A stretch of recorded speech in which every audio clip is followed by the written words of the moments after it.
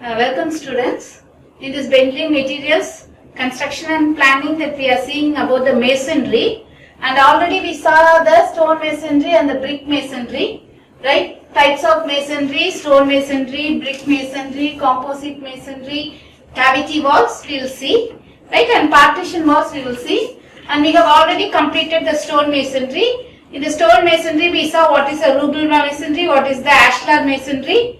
In the brick masonry, we saw so many types of bonds, right? Okay. So one is English bond, Flemish bond, stretcher bond, header bond, Gordon bond, right? The Dutch bond.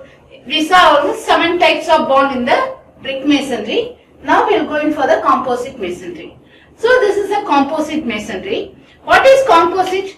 More than one materials combined together, it forms a composite.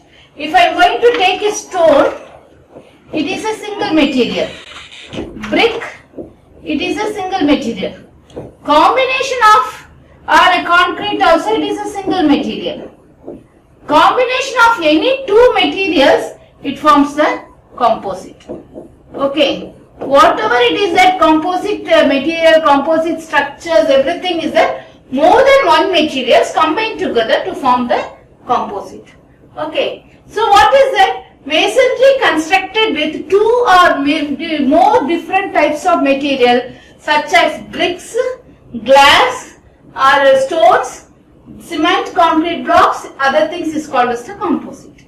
Okay, so either with bricks with glass or stone with glass or cement, concrete block with bricks, anything that we call it as a composite masonry, or 2 more materials also can be.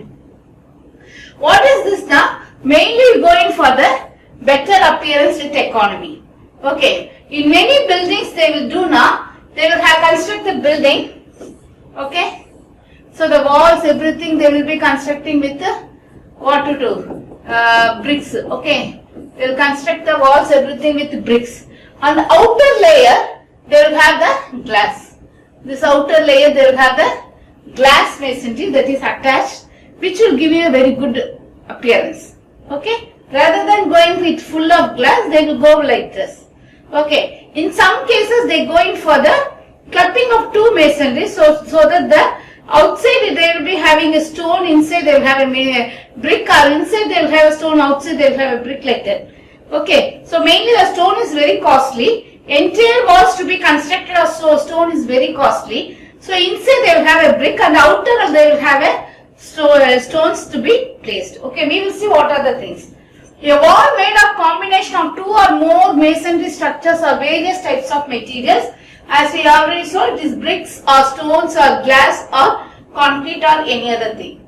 Okay. So, the composite masonry is adopted for the overall reasons. Number 1, this reduces the overall cost of the construction. Okay. So, the construction cost can be come down economically. The aesthetic will be increased. The second one, this makes the structure more durable by providing better quality and good workmanship material in the faces. Okay. So, for example, if I am going to do only with the glasses may fail sometimes. If that is the case, the inner layer, the brick layer will be able to safeguard the glasses. Okay. This improves the appearance of the structure, aesthetics. Okay. Concealing the inferior functions. Aesthetics can be improved. Okay. Aesthetics can be improved. And inner layer, whatever the things it is there, efflorescence, everything can be taken care by the outer layer. It achieves optimum economy using locally available material. So what are the materials that is available at a cheap of cost, everything I can go in for this masonry structure. So what are the different types of composite masonry? So what is the main thing is that it reduces the cost, it increases appearance, aesthetics, and also the locally available materials can be used, and also it can be given a very good durable structure. So these are the things. So the next one, it is a type of masonry. The first one, it is the stone facing with the brick backing. So inside there will be a brick wall, and the outside when we see there will be stones. That is the first one. The second one, concrete will be there, and the concrete will be closed with the facing of bricks. Okay, that is the second one. Third one, ashlar facing with brick backing. Ashlar is also one type of stone, but the stone we saw, it is an undressed stones. Ashlar, it is a dressings, very neatly dressings. Or ashlar facing with ruble backing. Ruble, it is the undressed stones, we call it as the ruble. Okay, so the dressed stones we call it as this ashlar is a dressed one. It is having a specific shape and size. It can be having a very good size, properly made, but that is not there. So we can have some dressings give you very much cost. So instead we go for all the stones with the dressings. Inside we can have a ruble dress, that is ruble stones, and outside we can pack with the ashlar. The brick composite masonry. What is the brick itself will have a composition with the concrete blocks or with so many other number of blocks. Stone composite masonry and glass block composite masonry.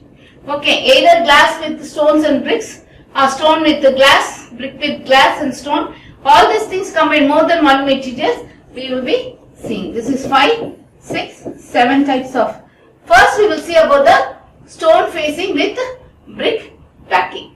Okay, I told you the brick backing, that is inner walls fully made up of brick. The outer wall it is fully of stones. In this type of composite masonry, a wall is constructed of brickwork, right? So the inside the wall fully completely made up of brickwork, and the stones are provided in the facing. Facing means what I see, right? So this is what I see. This is the facing zone. The back side is the backing. So I don't know what is there in the backing. What we will see the front, right? Facing only we will be seeing. So that should be neat. That should be whatever we want. So it will be doing this. So this is adopted to improve the appearance of the structure at a lower cost, economical. Instead if you are going to construct the full structure with the stone, it will be 3 times more the cost. And the facing stones have been secured by providing a fine brick. Okay, very good brick will be used and the thing can be achieved. So this is the stone slab facing with brick backing. So instead we have a brick, outside we have a stone layer for the aesthetics. You can see, even it is like that, the inside it is a hollow brick, right? It is a hollow brick, okay, where they are giving, this is the stone, the facing it is a stone. So it will be very good, okay. The aesthetics can be improved at a lower cost. So here you can see one more thing. Here you can see, it is very well now. We have seen in very gardens and other things. It gives a very good appearance.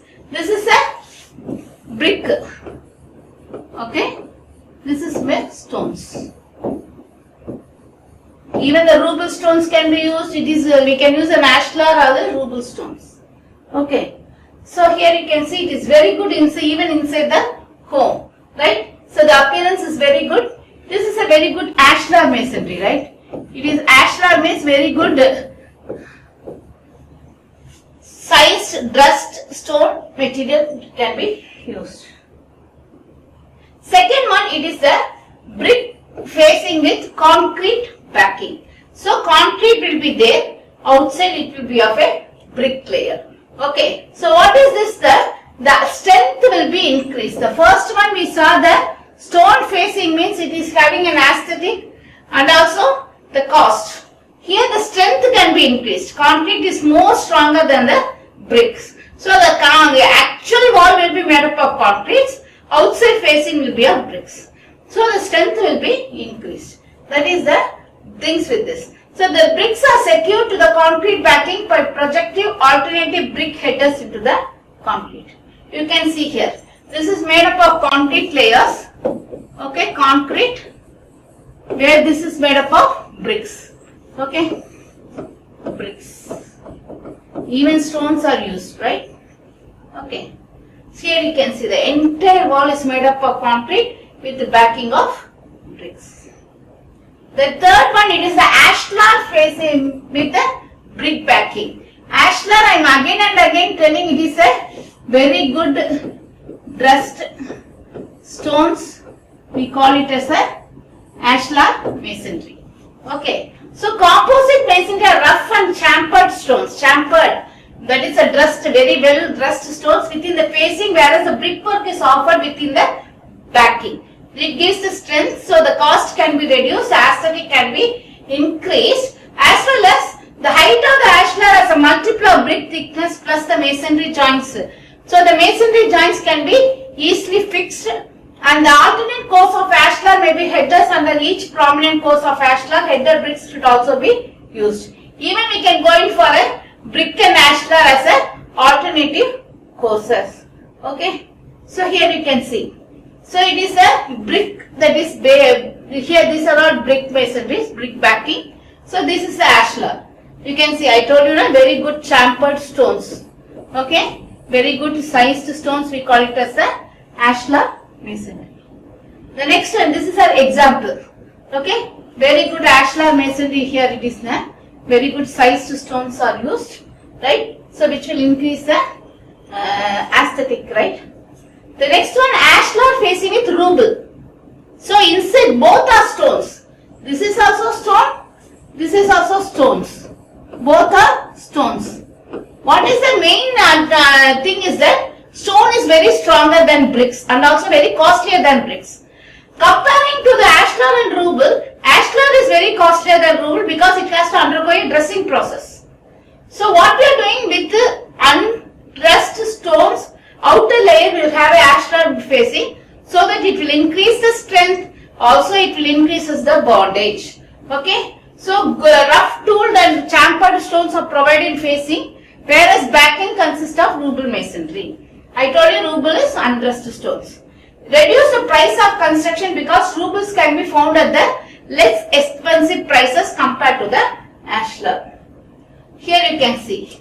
If I am going in for a entire thing like this, the walls, I can have a fill it with the ruble masonry. The outside I will have a ashlar. This is ashlar masonry. This is a ruble masonry. This is ruble. Okay. The next one, brick composite masonry. I told you a mixture of bricks and stone in three forms can be used as a composite masonry. Okay. So one layer of bricks. The backing and fronting may be bricks, or the stones will be inside, or the stones will be there one side, both the bricks, and inside that will be bricks. Like that we can have so many number of alternate layers with the bricks and the stones. We call our bricks and the concrete blocks, or bricks and the glass, we call it as a brick composite masonry. Similarly, it is a stone composite masonry. Just you can see there are any number of types of stones can be used in the front and the back and other things, so that the proper formation can be brought. So the brick masonry, hollow block, hollow cement block masonry, or it is a very another fly ash brick masonry or concrete block masonry can be used as a backing or fronting with the stones. The stones here can be as a ruble masonry or it can be as a ashlar masonry. Okay. You can see here, these are some of the types of random ruble, coast, ashlar or random ashlar. These are the different types of stone masonry structures. The next one, it is a glass block masonry, are available in various shapes and sizes. These blocks are made from structural glass. So to make structural blocks, what happens now? Glass is impervious, right? So it is brittle, it is impervious to oil and chemicals and moisture, and its color does not change with age. So you can see here, these are all that is a glass masonry structures. But inside there will be a wall of bricks or a stone or a concrete. Outer they will have this glass blocks, right? So this glass blocks, these are not made up of fully of glass blocks. It is integrated. You can see these are all glass blocks that is integrated. Here you can see very well, you can see it is very shiny. Okay. What is the main thing of this glass masonry is that to increase the aesthetics.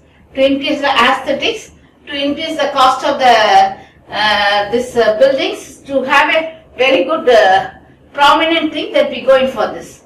Each horizontal joints must be reinforced or expanded with metal strips galvanized in the glass masonry because so to avoid the corrosion.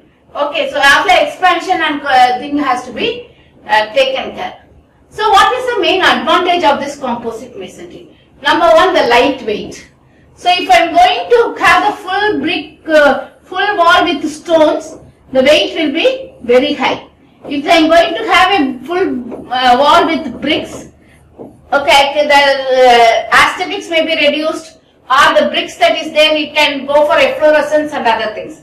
But if I am going for this combination of these two things, plus stones plus bricks, what happens now? It can go for a moderate weight, not so much lightweight, it can go in for a moderate weight. The second one, high strength. Strength can be increased. If I, instead of this bricks, if I can go for a stone or for a concrete, the strength may be increased. Okay. So then durable. That is another part, right? If I am going to have a bricks and outer layer, I am going to have a stones, the efflorescence, the outside effect of the outside temperature on the brick masonry can be reduced. That is the third one. And this building composite have a long life and need little maintenance. This is the third advantage. What are the disadvantages? Also the same thing. High cost. So if I am going in for two different type of materials that I am using, the cost may vary. The cost may increase. Okay. And also the complex fabrication. If I am going for a glass or with a brick with a stone, I have to have a very good bond between them. I can't have going for a very smooth surface, everything. So I need a very skilled laborers, and I have to go in for a fabrication with ultra, that is careful. Okay, intensive and complicated, which additionally increase the cost. And the next one, it is the damage inspection. Number 1, 2, 3, damage inspection. Delamination and cracks in composite are largely internal. If there is a internal cracks are there, then there will be a crack in the outer layer, which even the one thing is that the crack will exterior to the external members, which will make the aesthetics loss. Or the interior, if there is any crack in any cracks or any defects there, then the internal layer will get weak, right? So by which the entire structure may get weak. Okay, so this is the delamination, because if I am going for a bricks outline, I am going for a stone, right? So a brick with a stone. The brick, the expansion rate of expansion is different. With a stone, the rate of expansion is different. If the brick has more expansion rather than stone, the brick has more moisture, absorbs more moisture than the stones. So what happens? The properties differs. If that is not actually constructed properly, there may be a defect with the bricks, which will create a weak layer of the bricks, by which the entire structure may fall down.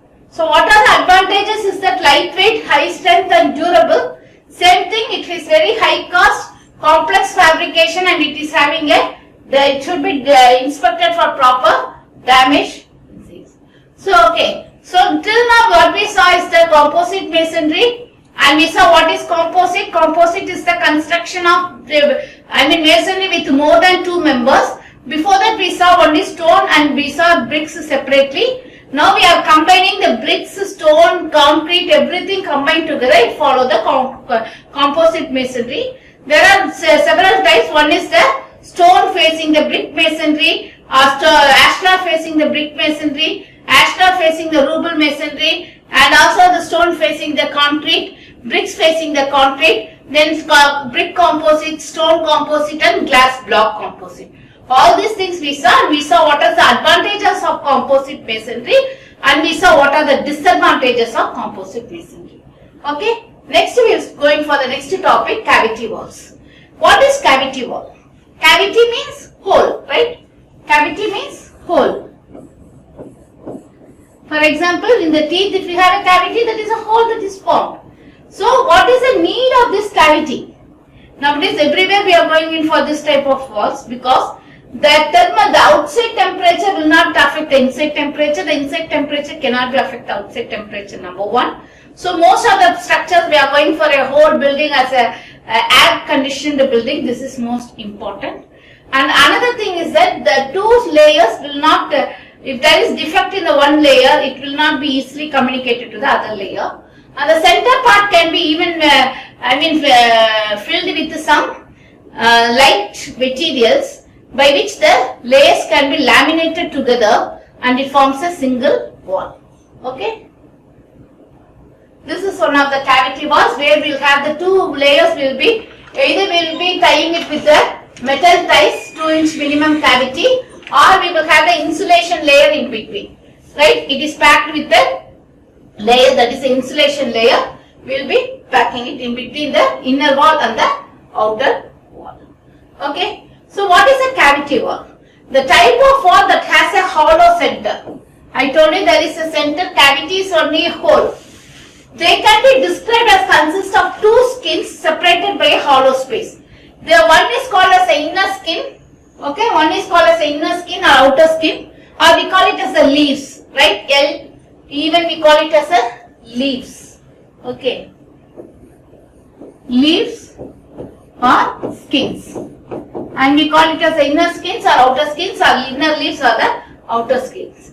Okay, so what is the main thing? If it is both is of masonry, it is an absorbent material that can slowly draw rainwater or even humidity into the wall. So this, this is outer layer, it absorbs the water, it absorbs the humidity, everything, but it will not be transferred to the inner layer. And also it is tightly connected with the metal ties, so it will not, it has a uniform, that is moving property, on a deflection property, right? Okay. So these walls are generally exterior walls, also sometimes used as interior walls for the good sound things. Cavity walls is constructed with two separate walls, single walls, provide some space or cavity in between, as I am telling you. And also I told you now it is called as the leaves or the skins, and it is inner leaf, or it is called as the outer leaf, external leaf or outer leaf. And cavity walls is also called as the hollow wall, because there is a gap in between, hollow in between, whether it is called as a cavity wall or it is called as a hollow wall. The two leaves of the cavity walls may be of equal thickness if it is a non-load bearing wall, or it can be very much thicker. The inner layer can be much thicker than the outer layer if it is going to be constructed as a load bearing wall. What is non-load bearing and load bearing means, if there is any structural load is going to act on the walls, it calls as a non-load bearing structures. Actually the wall is meant for taking some loads, then we call it as a load bearing structures. Okay. For example, if I am going to have a frame like this, this is constructed of beams and columns and slabs, right? So the beams, columns and slabs are constructed means, what happens, in between I am going to stuff the masonry. So this will not take any load. The load will be taken by the beam and the column. So this masonry will not. This is non-load bearing walls. Without any frames, that is beams and columns or any columns, if I am going to have only the masonry structures, you can see the 1 or 2 story building in the villages nowadays, we call it as a load bearing walls. Okay. Actually this is the main thing. It is the bricks of one layer, other layer, in between we have a cavity here. And it is constructed with wall ties, and before the layer in between we have a DPC, that is the damp proof course, and it will have horizontal mortar joints but no vertical, otherwise it will fail. Okay. So actually the cavity wall should neither be less than 40 mm or not more than 100 mm in width. Overall it should not be more than 100 mm width. To prevent moisture to enter, it is essential to provide vertical damp-proof course or windows or doors revels. So why this damp-proof course is provided means, because to avoid the moisture from entering into the cavity, that is the cavities. Okay, if a moisture is entering into the cavities, if it is insulated, that materials will absorb the cavity. Otherwise, the cavity will make this layer weak, whole layer weak, right? So I am telling this is a process of construction. Slowly they will go in for this, then they will have the metal ties in between each layer, and each layer will have a horizontal row, and we will also have the damp proof course also. Like that we go in for the construction. So most walls consist of 2 brick leaves with a 50 mm cavity. You can see this is one of the earliest brick walls, that is having 2 brick wall, in between we are having a cavity. So this wall may be a more width than the internal wall, or both the walls can be of uniform width.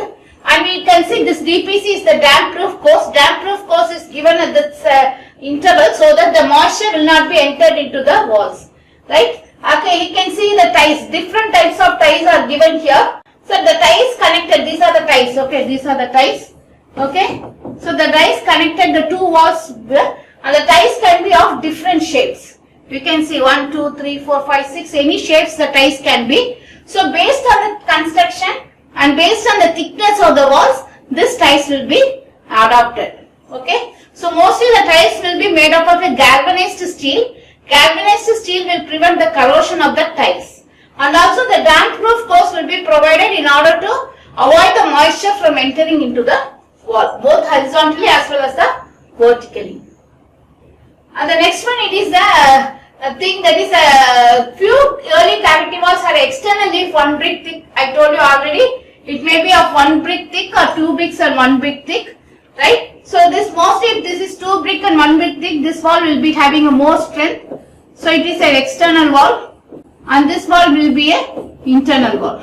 Okay, it is less strength than the external. So the next one, it is a building regulations code also tells the same thing. That is, the double wall can be 265 mm. Single wall, the thickness is 100 mm. For the double wall, it is 265 mm or 75 mm thick. And it consists of 1 or 2.5 mm inner and outer skin at 60 or 70 mm cavity. In between the cavity distance is 60 to 70 mm. Okay. So for stone faced buildings, the outer leaf is 103 to 206 mm and the inner leaf is 102.5 mm. The width of the cavity in between is 50 to 75 mm. So the inner leaf can be increased to 215 mm in both the cases, but are more than thickness and heavier loads are flows. The load, if it is a load bearing wall, the inner leaf even it can be up to 215. Otherwise the inner leaf should be only the 1 or 2.5 mm thick. Okay. So extending up to the, actually you can see that the cavity wall can be, it is a foundation. In the bottom of the foundation you have a concrete bed in which the walls will be erected where the loads will be taken down. It is a cavity wall, this is a cavity, and here you can provide a DPC in order to provide, stop the water from entering into it. And you can see this is made up of concrete and it is a binding materials which it is made. This is what it has been made. And the mostly the concrete wall even it can be laid. Sometimes it will be cut here itself. Sometimes it will be taken to the concrete bed. Okay. So actually, however the brick wall below the ground level is should be carefully constructed, because here if you are going to construct, if the groundwater level is here, means the moisture, ingression of moisture will be more in the case of bricks. Okay.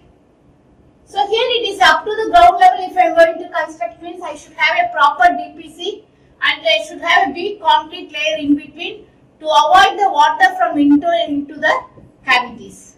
So that I have to make sure. So up to groundwater level, if I am going to construct, it is different. Ground level I am going to construct, it is different. Below ground level up to the concrete, if I am going to construct, that wall should be different. Both the cases, this is very important. This is nothing but the damp proof course in order to avoid the water to enter into the cavity walls. Okay, which will make it big. In the outer layer, after construction at the top, we should be having an insulation layer or we should have to close it. Okay, so that is at the parapet level. The parapet level, the bottom coping, that is has to be done. This is a flat roof coping, either with a bitumen layer, right? Okay, DPC we can go in for it, or a coping with a very good stone, we have to go in for the coping. If this is not done properly, then water will enter into it, the rainwater, moisture, anything enter into it, the entire system will get fail. Okay. So here you can see something. So the clear cavity wall, this is filled with things, this is partially filled and partially left in the, otherwise the whole wall it is a solid walls. So these are the different types of insulation materials that is given here. So here it is the insulation materials, it is given here, not here. So it is a different, that is the walls is free. And here you can see the entire cavity is filled with the materials, that is insulation material. It may be of wool, or it may be of tar, or it may be of bitumens, or any damp proofing coarse materials, rubbers, everything. Or it is partially filled, partially left, right? Or it is to be the whole wall will be solid walls, and in between these two main wall and the cavity wall, they will have a layer of DPC. Okay.